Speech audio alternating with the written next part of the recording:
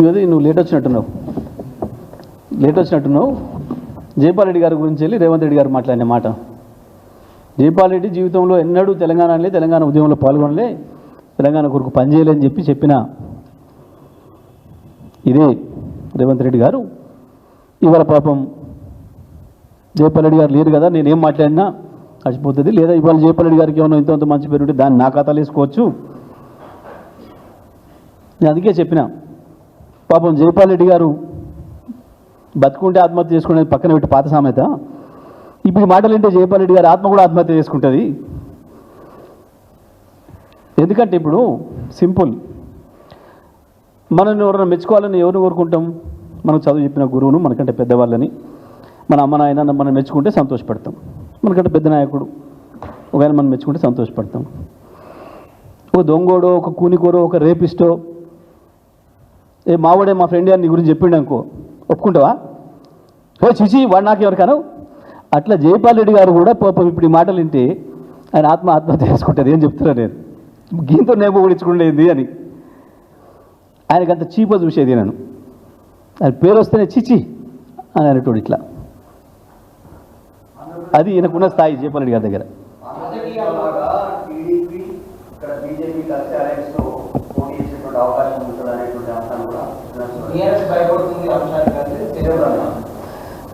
ఇక్కడే మీకు అర్థమైంది, మంచి ప్రశ్న వేసారు. ఇక ఆల్రెడీ టీడీపీతో పోతుండే బీజేపీతో టీఆర్ఎస్ కలిసి ఎక్కడిది, బీఆర్ఎస్ కలిసి ఎక్కడిది, ఇక ఆయన చెప్పిండు కదా ఈ మాట కూడా. అంటే ఇది పసలేని ఆరోపణ, అర్థమైంది కదా మీకు? అది కలిసే ఉన్నాయి, కొత్త కలిసేది ఏంది? ఇప్పుడు ఈయన ప్రత్యేకించి మాట్లాడిన ఈయన భౌతికంగానేమో బీజేపీలో ఉంటాడు, ఆత్మ అంతేనేమో చంద్రబాబు దగ్గర ఉంటుంది. ఆ ఆత్మలో కొద్దిగా అంతా ఇప్పుడు ఇక్కడ రేవంత్ కాడు ఉంటుంది. ఇప్పుడు మీరు మొత్తం ఈయన రోజువారీ చర్యలు తీయండి. ఢిల్లీలో బీజేపీ ఆఫీస్కి పోయిన సందర్భమే లేదు. ఎప్పుడున్నా ఉంటేనేమో చంద్రబాబు గారికి సంబంధించిన ఆఫీసు ఢిల్లీలో, లేదా రేవంత్ రెడ్డికి సంబంధించిన ఇల్లు ఆఫీస్, అతి ఎక్కువ కాలం.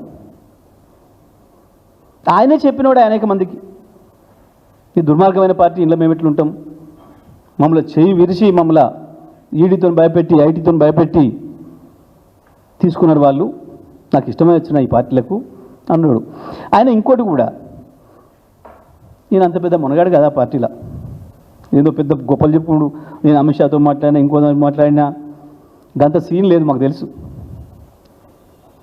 ఆయన గొప్ప చెప్పుకున్న మాత్రాన ఆయన చెయ్యిరిచి పట్టుకపోయిన ఆడబెట్టాలి, ఆడబెడతారు కానీ తీసి లోపల రానిస్తారు వాళ్ళు, రానిస్తారు ఎవరన్నా? నువ్వు కూడా దొంగను పట్టుకొని వచ్చినావు, ఏడగట్టేస్తావు, దొంగ పశువును తెచ్చినావు, ఏడగట్టేస్తావు, ఏడబెట్టాలని ఆడబెడతావు కదా, ఇంట్లో తీసుకొచ్చుకుంటావా? పాలిచ్చే పర్లేక పాలిచ్చావుని ఇంట్లో పెట్టుకుంటారు. ఈ దొంగ కొట్టని తెలిసిందేనా? దొడ్లు కట్టేస్తారు కదా ఈ పెద్ద పోజులు కొట్టి. నేను అర్థం ఉందా అసలు?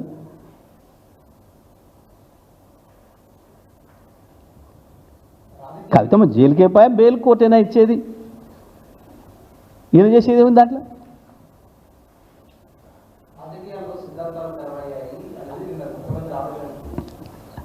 నేను ఆవేదనకే ఆస్కార్ అవార్డు ఇవ్వాలని చెప్పిన,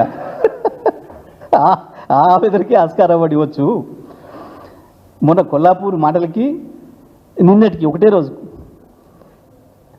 రాజకీయాలలో డబ్బులు, సంచులు, బేరాలు మొదలుపెట్టిందే ఈ మహానుభావుడు, దొరికిపోయిందే ఆయన గురువు ఆయన.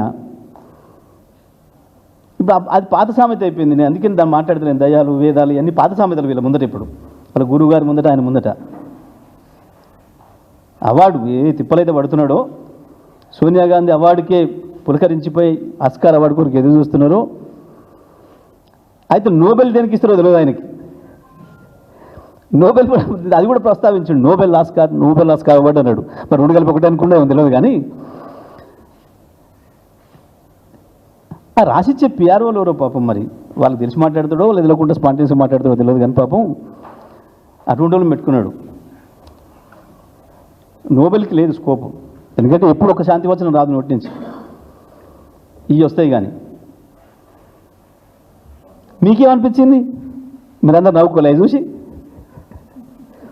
మీరేది ఆ కెమెరామెన్లు కూడా నవ్వుకుంటున్నారు అవన్నీ వింటుంటే. నవ్వుకొని ప్రజలు ఉండరు కదా, అటువంటివి చూస్తుంటే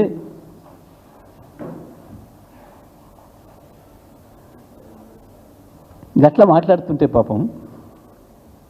కానీ తప్పకుండా ఎలిజిబుల్ అన్న సందేహం ఏం లేదు. ఆ వాటికి తప్పకుండా అందరం కూడా రికమెండ్ చేద్దాం. బాయ్.